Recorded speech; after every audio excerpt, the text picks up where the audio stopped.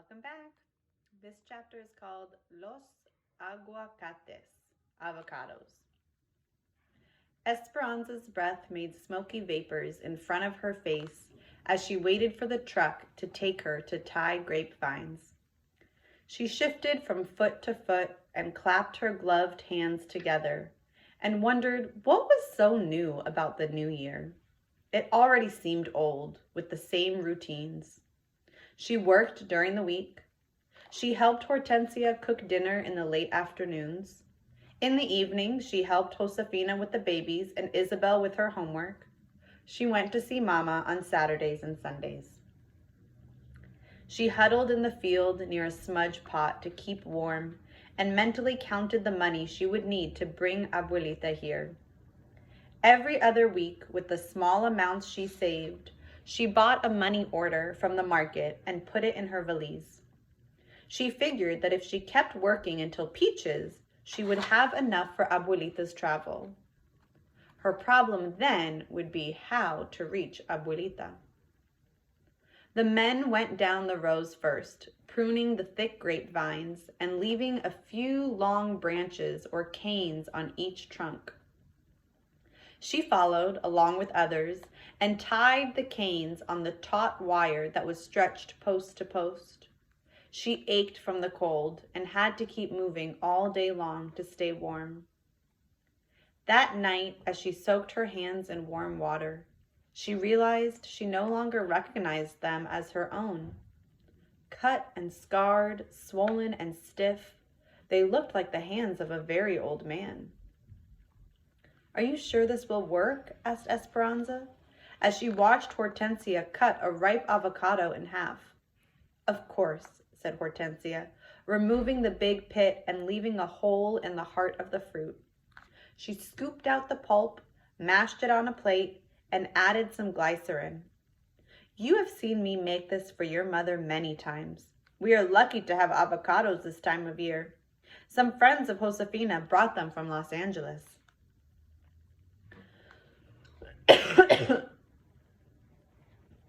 Hortensia rubbed the avocado mixture into Esperanza's hands.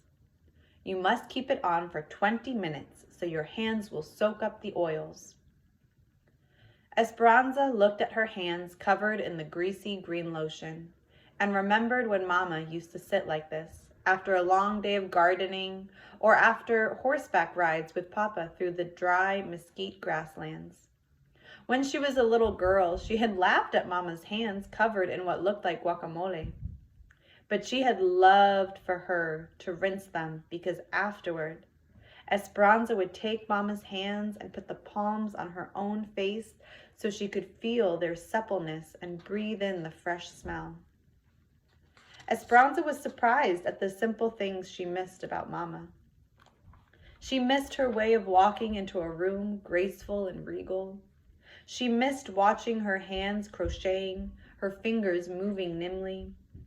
And most of all, she longed for the sound of Mama's strong and assured laughter. She put her hands under the faucet, rinsed off the avocado, and patted them dry. They felt better, but still looked red and weathered. She took another avocado, cut it in half, swung the knife into the pit, and pulled it from the flesh. She repeated Hortensia's recipe, and as she sat for the second time with her hands smothered, she realized that it wouldn't matter how much avocado and glycerin she put on them.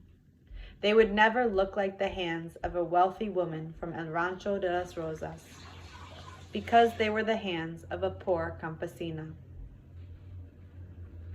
It was the end of grape tying when the doctor stopped Esperanza and Miguel in the hallway of the hospital before they could reach Mama's room. "I asked the nurses to alert me when they saw you coming. I'm sorry to tell you, your mother has pneumonia."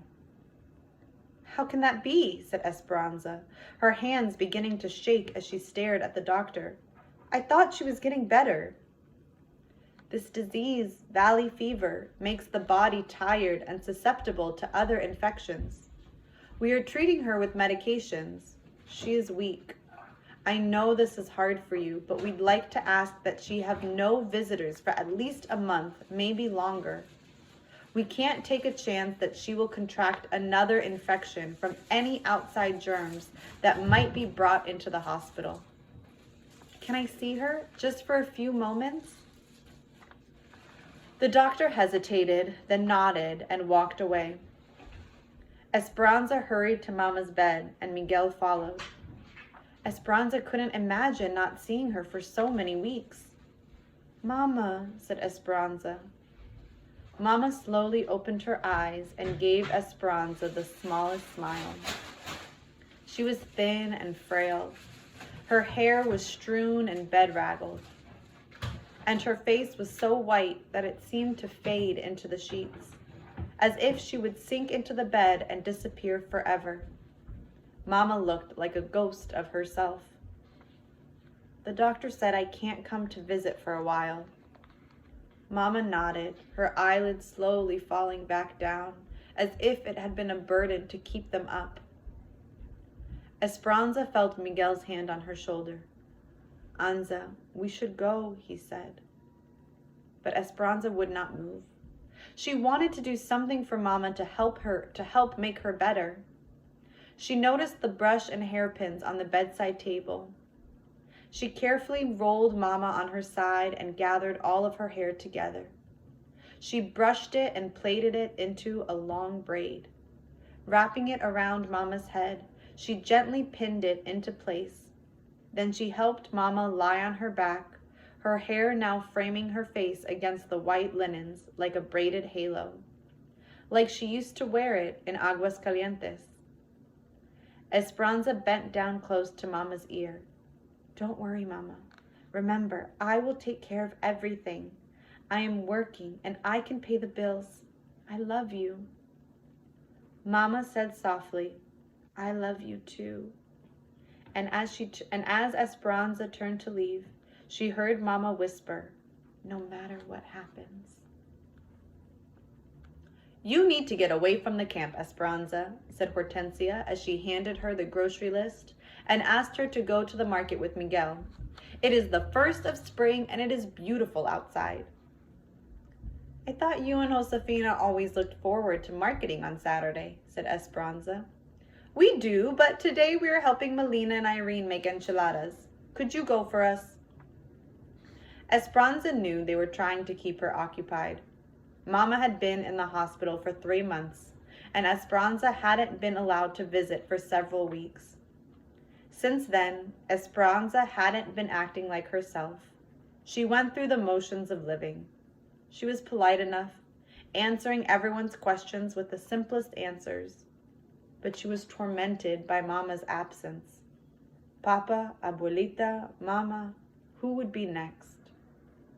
She crawled into bed as early as possible each night, curled her body into a tight ball, and didn't move until morning.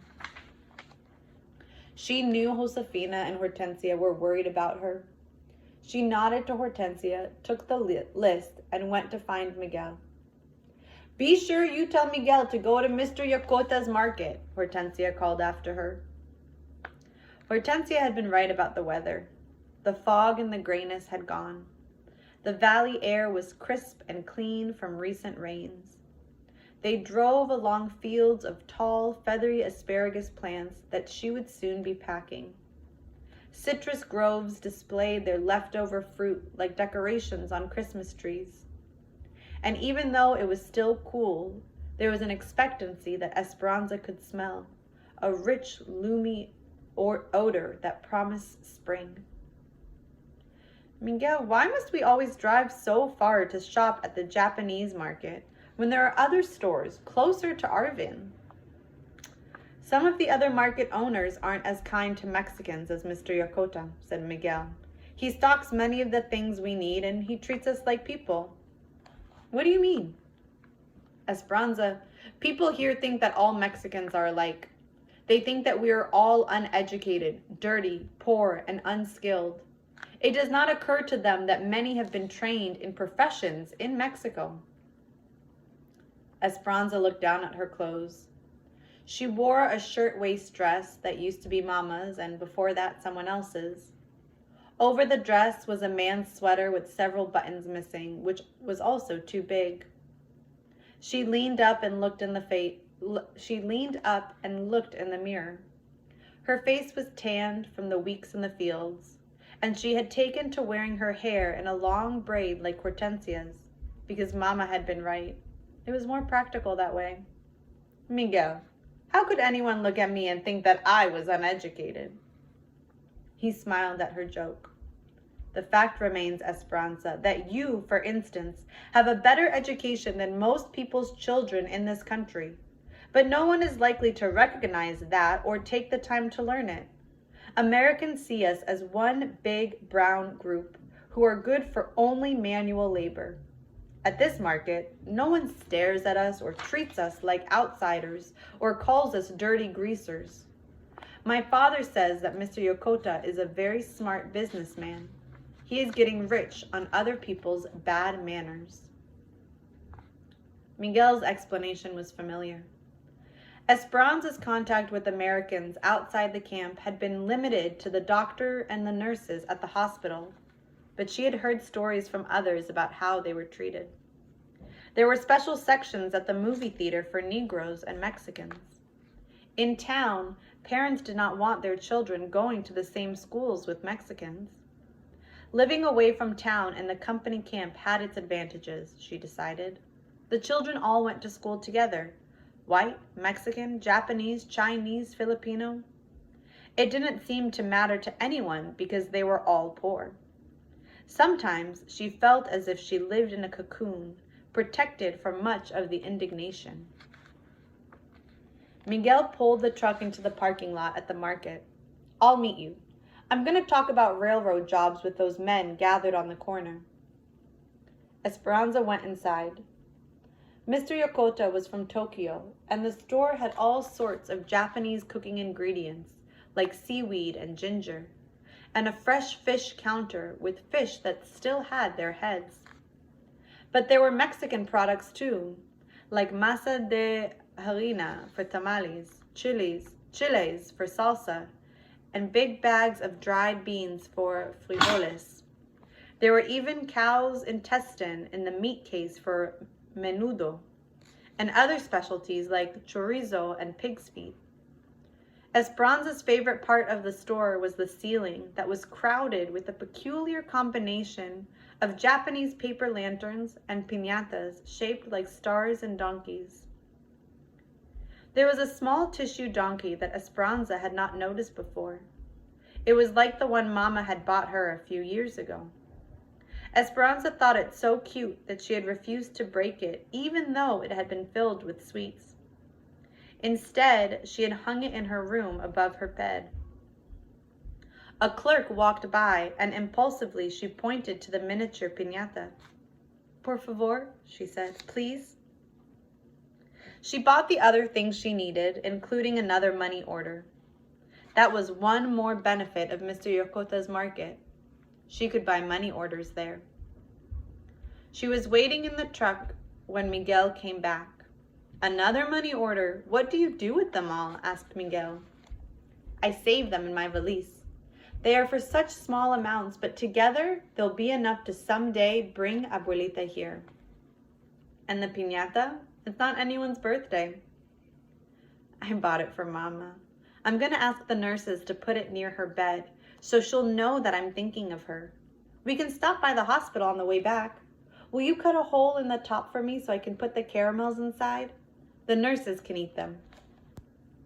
He took out his pocket knife and made an opening in the piñata. While Miguel drove, Esperanza began feeding in the caramels. Not far down the main road, they approached an almond grove, the trees flush with gray-green leaves and white blossoms. Esperanza noticed a girl and a woman walking hand in hand, each with a grocery bag in her other arm. She couldn't help but think what a nice scene it made, with the two women framed against so many spring blossoms. Esperanza recognized one of them. I think that is Marta. Miguel stopped the truck, then slowly backed up. We should give them a ride. Esperanza reluctantly nodded, remembering the last time they'd given her a lift, but she opened the door. Esperanza and Miguel, que buena suerte. What good luck, said Marta. This is my mother, Ada. Thanks for the ride. Marta's mother had the same short, curly black hair, but hers was sprinkled with gray. Miguel got out and put all the groceries in the truck bed so they could sit in the front. Ada said, I heard about your mother, and I've been praying for her. Esperanza was surprised and touched. Thank you, I'm grateful. Are you coming to our camp? Asked Miguel. No, said Marta. As you probably know, I'm not welcome there. We're going a mile or so up the road to the strikers' farm. We were tossed out of the migrant workers' camp and were told either to go back to work or leave. So we left. We aren't going to work under those disgusting conditions and for those pitiful wages. Ada was quiet and nodded when Marta talked about the strike.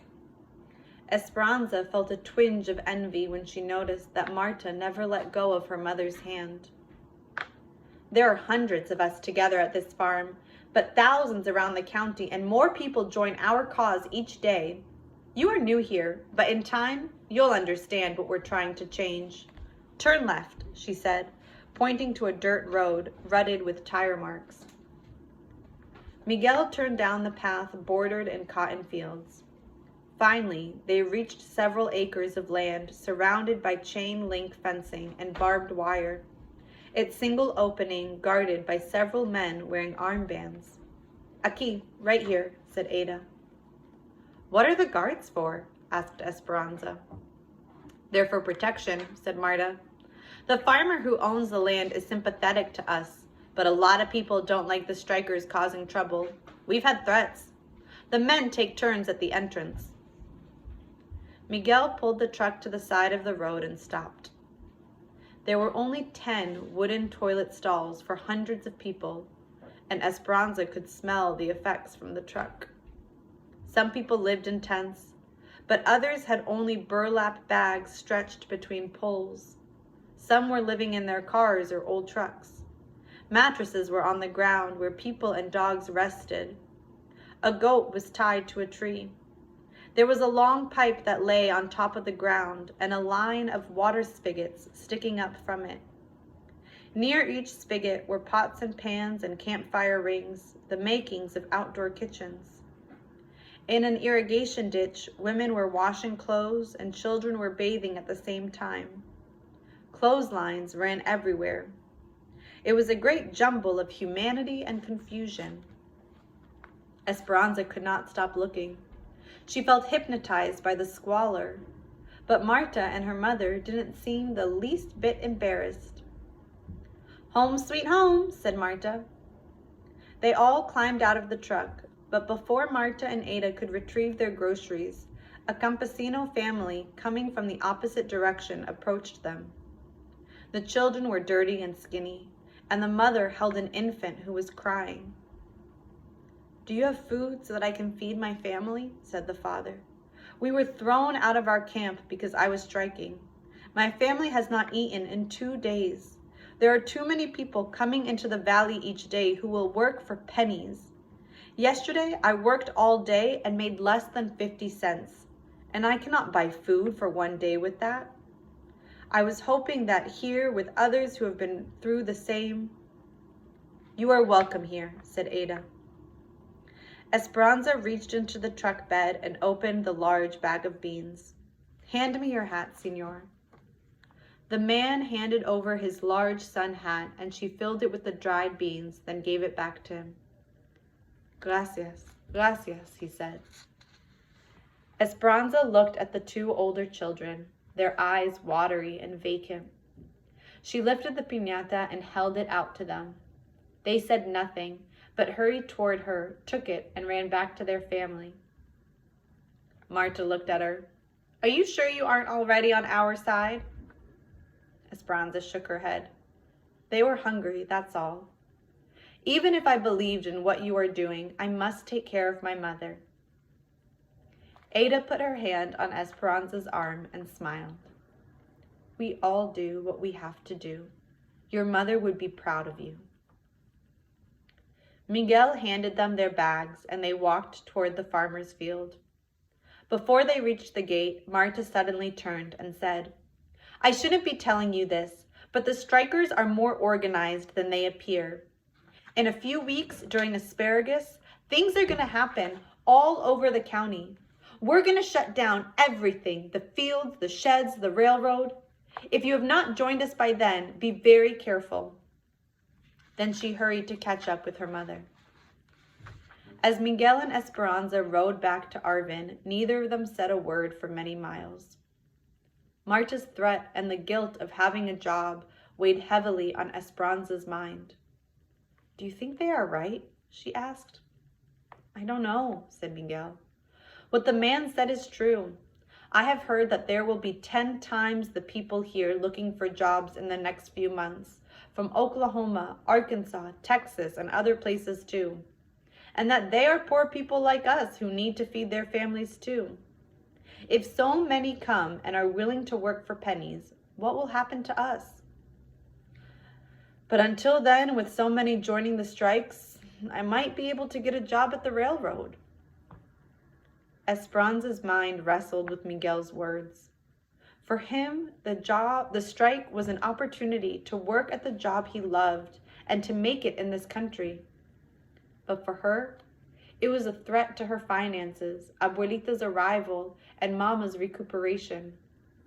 Then there was the matter of her own safety. She thought of Mama and Abuelita, and she knew there was only one thing for her to do.